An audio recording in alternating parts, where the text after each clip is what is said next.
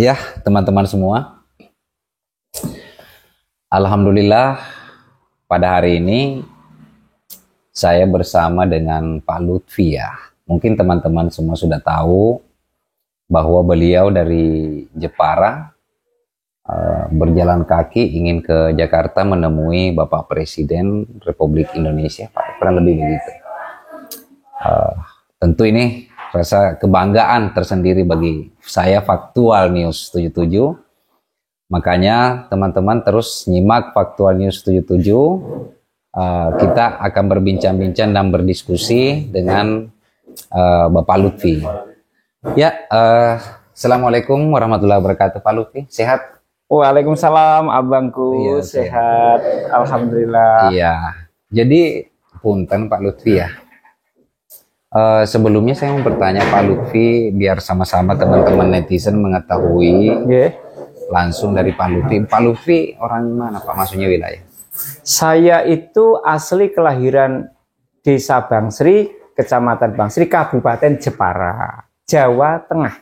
Bangsri, iya. Ya. Terus gini Pak,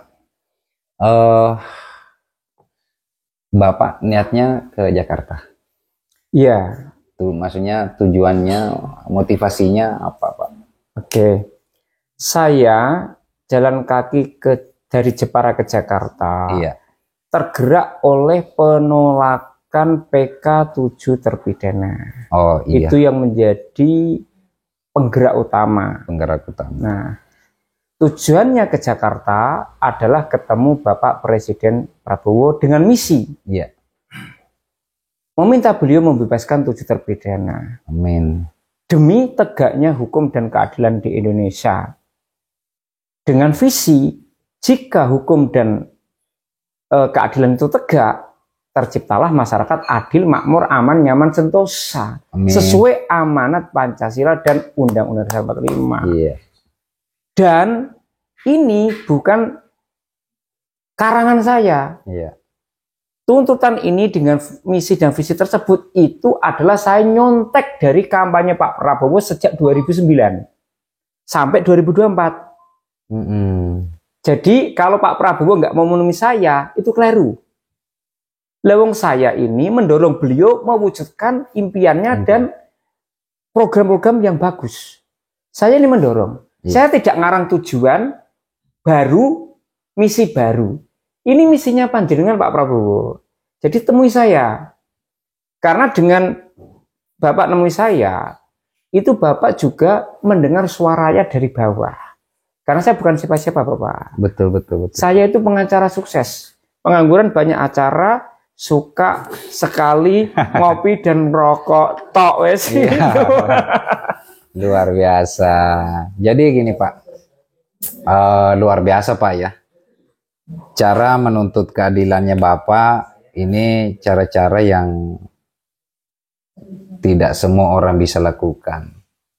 Ini adalah cara-cara panggilan jiwa. Perjalanan dari Jepara ke Jakarta bukan hal yang mudah Pak, tapi Bapak menempuh hal tersebut. Pertanyaan saya adalah, Bapak betul-betul dari hati nurani atau mungkin ada orang yang mendorong, ada orang yang mendorong atau memang dari hati nurani Pak? Maksudnya biar semua sama-sama tahu. Saya orang yang tidak suka didorong oleh orang lain karena nanti bisa kerungkep, bisa jatuh. Kalau yang dorong dari dalam diri saya, itu daya tahannya, powernya melebihi power bank. Betul. Kalau dari dalam Pak. Iya. Kemudian kalau dari dalam itu saya kembali merasa menjadi manusia. Kalau didorong orang saya jadi robot Pak. Iya. Nah, yang dorong saya adalah hati nurani saya. Kalau istilah bahasa Jawa itu diri sejati saya sebagai manusia. Amin. Bukan sebagai Lutfi. Iya. Kalau sebagai Lutfi Pak gak kuat Pak. Jarang olahraga. Gitu. Iya. Saya jarang olahraga.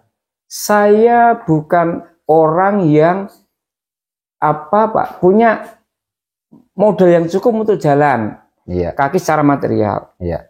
Tapi kalau yang dorong tuh namanya ruh, bahasa kerennya nurani, itu nggak bisa padam Pak, nggak bisa goyah, gitu loh. Betul. Nah, kalau ditanyakan ada sponsor nggak atau nggak, kenapa nggak mencari sponsor? Iya, Loh Pak, ini kan aksi kemanusiaan. betul. Ingin memerdekakan yang ada di dalam penjara. Iya, Lah kalau saya gendong sponsor lah, saya sendiri nggak merdeka. Gimana mau memerdekakan orang? betul. Maka walaupun saya harus jual lukisan, saya harus jual buku, saya lakukan itu, memilih melakukan itu jualan dulu, baru modal untuk berangkat. Daripada cuma ngajuin proposal kepada punten public figure Iya. atau pengusaha yang pengen di branding. Siap. Itu aman Pak duitnya, tapi kemerdekaan saya di mana? Bayangkan Abang, Iya, siap. memerdekakan 7 orang itu nggak mudah, wong satu juga mudah. Iya. Saya sendiri nggak merdeka. Logikanya di mana? Itu kalau bahasa Bang Rocky kan nggak logik itu. Iya. Logiknya nggak dapet itu, nggak dapet. Oke, siap. Jadi mungkin Pak, saya dan teman-teman saya Faktual News 77 juga mungkin ingin mengetahui dukungan terhadap keluarga Bapak ya, termasuk istri, mungkin anak atau keluarga lain dengan motivasi, visi kemanusiaan demi keadilan 7 terpidana. Apa tanggapan keluarga Pak? Maksudnya? Nah, ini pertanyaan ini sederhana, Iya. standar maksud saya. Siap. Cuman jawabannya itu bikin saya ketawa. Mungkin nanti Abang juga ketawa kalau sudah saya jawab. Saya berangkat ke Jakarta tidak izin sama istri kalau mau aksi kemanusiaan, Iya. karena pasti nggak boleh. Apalagi ini yang dihadapi bukan tembok sembarangan. Ini kan melebihi tembok Cina nih yang saya hadapi. Betul. Pasti nggak boleh. Maka saya tidak izin sama istri. Izinnya mau ke Jakarta kerja sayang. Oke Pak, naik kerja, mangkato. Nah, ketika saya sudah mantap bertekad, siapa Pak yang saya ajak diskusi pertama? Iya. Adalah namanya Intan Kusumawardhani dan Yusuf Elafi. Intan Kusumawardhani adalah putri saya nomor 2, masih kelas 6 SD. Oh, sekarang kelas 6 SD. Ya. Iya. Yang kedua Yusuf Elafi. Anak saya yang ketiga, adiknya Intan kelas 4 SD. Iya. Itu adalah tim think tank saya, Bapak. Iya. Tuh kan? Iya. Aksi sebesar ini tim think tanknya cuma 2. Kelas 6 SD sama kelas 4 SD. Siap. Saya tidak bilang sama siapapun ketika punya niat ini. Setelah mematangkan dengan mereka berdua, mereka deal, mereka support. Saya baru bilang sama ibunda, ibu kandung untuk minta izin. Nah, ibunda merestui, walaupun berat hati. Soalnya bunda itu, ibu saya kan nggak dong dunia luar Pak. Ibu saya itu ngertinya adalah ke pasar, jualan sembako, beras, kedelai, jagung, ketan hitam. Gak dong kemanusiaan ke opo. Pokoknya kuper ibu saya. Cuma ibu saya pesen, nang nek kue niatmu apik, terus kue jogo sholat, aku tak pangestoni, engko mesti ketemune apik. Aku ora arti mbok karepno. Iya. Gitu. Nah, restu ibu itulah Abang yang membuat saya semakin tidak tahan untuk segera melangkah, walaupun punten ya bahasa kerennya Siap. zero cash. Kalau bilang nggak punya duit kan nggak keren Bang, zero cash saat itu. Luar biasa. Tetapi aku berpikir gini Bang, punten ya ini curhat dikit ya. Nggak apa-apa. Ini jalan ke Jakarta tuh pasti modalnya banyak. Iya.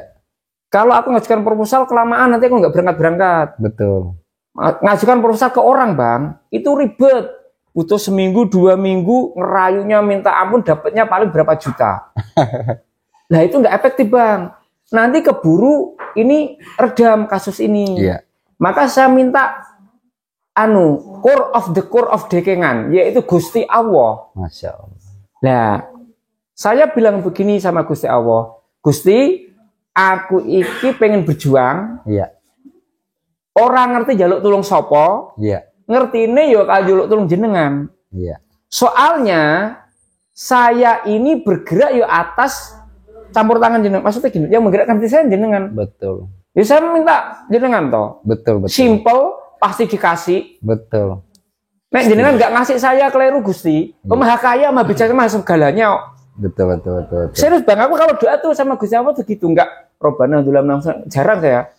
Iya. Langsung aja. Jadi terima kasih Pak Lutfi ya. Cuman saya mau bertanya lagi Pak Lutfi ya, dalam perjalanan yang begitu jauh dan begitu panjang, bagaimana tanggapan masyarakat dalam perjalanan kaki? Apakah ada masyarakat yang, ayo Bang Lutfi mampir atau segala macam? Ada nggak pengalaman? Ini mau saya jawab jujur atau kurang jujur? Jujur. Biar jangankan masyarakat, lewung istri sama mertua saya setuju. Jadi gini Bang, tahu ya Bang ya, rukun warga itu kan lingkungannya kecil. Siap. Itu kaget ketika aku viral, karena mereka nggak ada yang tahu aku mau melangkah kapan, mulai kapan, ngapain nggak tahu. Dan mereka nggak tahu saya itu seperti apa. Mereka taunya Mas Lutfi iki wonge jarang kumpul ning kampung, mantan RW, terus senengane kerjane ning kota. Mereka taunya gitu. Mereka tidak tahu background saya apa. Maka ketika viral Lutfi jalan kaki membela tujuh bidana, mereka itu bukan bermaksud nyinyir, tapi otomatis nyinyir. Mas Lutfi ki ngopo? Wong ora tahu olahraga, melaku Jakarta ngapusi, paling numpak travel. Iya. Tetapi berbarengan dengan itu Bang, yang membahagiakan adalah ketika orang tetangga saya gak dukung, nyinyir, orang sekecamatan yang dukung sedikit, sekabupaten yang dukung sedikit, justru dukungan datang dari luar Jepara, bahkan luar pulau dan luar negeri. Dukungannya nggak main-main Bang, nggaknya saya doakan, enggak. Sempat sandal saya kelihatan jelek, abang minta nomor rekeningnya untuk beli sandal. Saya bilang matanya Silo nggak bisa baca kalau live pas jalan, abang minta rekening, beli kacamata. Sandal saya mau sandal yang kedua mau copot, tipis, ada yang ngirim untuk beli sepatu. Gimana coba Bang? Di jalan makan, kalau kan cita-cita ya. Nah kalau aku sudah 3 kali makan tuh orangnya nggak mau dibayar. Soalnya Bang, kamu mau wakili aku, gak usah bayar. Itu. Iya. Nah. Oke Pak Lutfi. Terus perjalanan Bapak ke Jakarta untuk ketemu dengan Bapak Presiden Republik Indonesia itu Pak Prabowo. Iya. Setelah ketemu pastinya kan Pak Lutfi menyampaikan semua aspirasinya, menyampaikan unek-uneknya, mewakililah keluarga ketujuh terpidana dan memberitahukan bahwa ada ketidakadilan. Seandainya, ini mengandai-andai Pak ya. Boleh Pak. Kan tentu. Kan nggak bayar kan mengandai-andai. Ya, kita membutuhkan yang baik. Yes. Tapi seandainya Pak Prabowo ternyata ya pertama Pak Prabowo tidak menanggapi hal itu dan biasa aja. Masih ada langkah-langkah lain yang mau dilakukan Pak Lutfi? Begini Bang, sejak awal saya bertekad bulat ke Jakarta tuh hanya ketemu Pak Prabowo.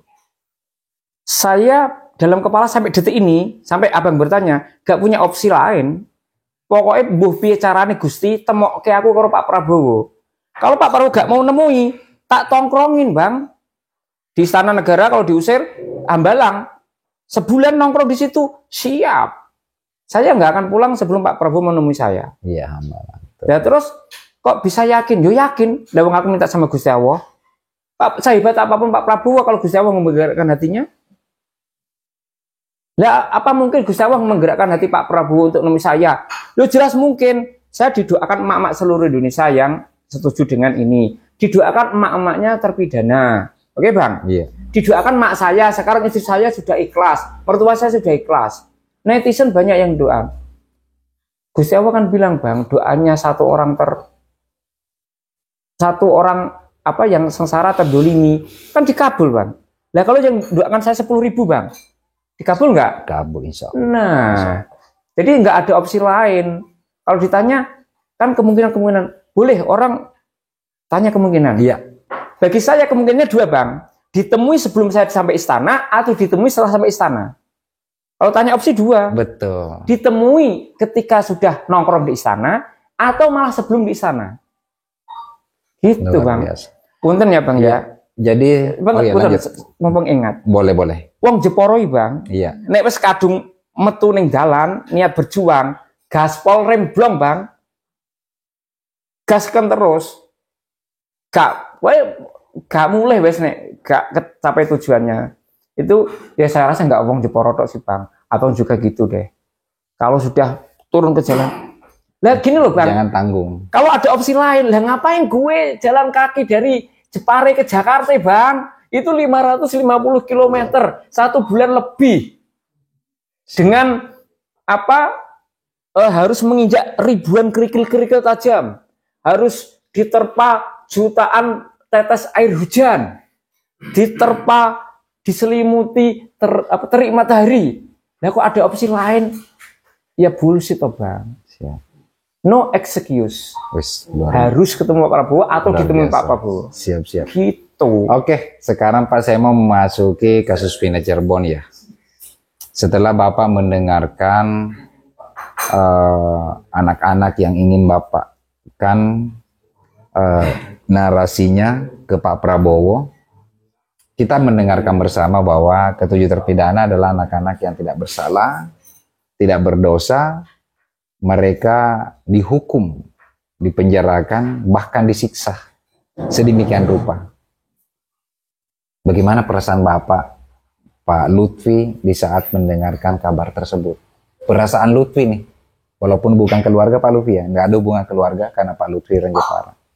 Bagaimana perasaan Bapak setelah mengetahui hal tersebut? Mereka disiksa, mereka anak-anak sampai menangis di pengadilan. Abang pasti tahu dong kucing. Iya. Kucing itu kan imut lucu ya Bang. Iya. Nah kalau tanya peran saya supaya tepat, analoginya adalah kucing yang imut lucu-lucu dipegang, disayat-sayat. Kayak apa Bang? Tidak terkatakan Bang. Perih, pedih, geram semuanya campur. Dan itulah yang membuat giroh saya sebagai orang yang tidak rela melihat sesama rakyat biasa tersiksa. Terus giroh saya punten mantan aktivis 98. Oh, siap. Nggak mungkin diam lah Bang. Nah terus alasan yang sebenarnya yang paling inti Bang. Iya. Di sisa umur saya yang tidak lama lagi, kalau saya tidak memperjuangkan sesuatu yang besar, terus jadi apa saya? Malu Bang sama umur Bang. Siap. Jadi sebenarnya kalau dianggap saya membela tujuh terpidana, iya secara logiknya. Tetapi secara spiritual, gue pengen jadi manusia lagi Bang. Di mana kemanusiaan saya, gini, apakah saya pantas merasa Lutfi ini manusia ketika ada 7 pemuda dan banyak lainnya yang tidak terungkap dihukum oleh penegak hukum dengan alat hukum, dengan pasal hukum yang diselewengkan Bang. Nah, jadi sebenarnya kalau alasan utama Bang ya punten, ini baru tak katakan di Abang. Iya. Saya ini melakukan jalan kaki dari Jepara ke Jakarta demi merasa menjadi manusia kembali. Siap.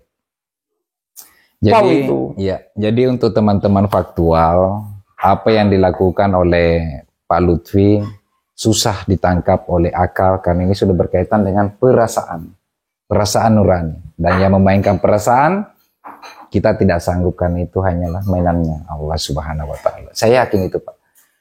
Saya hanya bisa mendoakan mudah-mudahan Pak Lutfi sehat jasmani dan rohani, anak-anak, istri semuanya juga pada sehat, dan mudah-mudahan atas izin Allah Subhanahu wa Ta'ala bisa mempertemukan Bapak dengan Pak Prabowo, karena saya tahu dan paham benar sebenarnya secara spiritual Bapak tahu lah siapa yang Bapak ingin temuin, siapa Bapak Lutfi, bagaimana peranan jasmani dan rohani saya, dan seperti apa. Saya tahu bahwa Bapak Lutfi memahami hal tersebut, tapi tidak semua orang bisa tahu itu.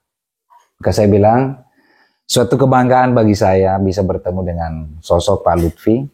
Beliau orang asli sudah bersandar, bertafakur, dan beristiqomah di jalan Allah Subhanahu wa Ta'ala. Sudah tidak memandang lagi pandangan-pandangan orang, tapi beliau yakin secara superpower bahwa yang menggerakkan saya adalah Allah, yang membuat saya juga melihat adalah Dia, telinga yang saya pakai untuk mendengar juga adalah Dia, saya bisa berjalan juga adalah Dia.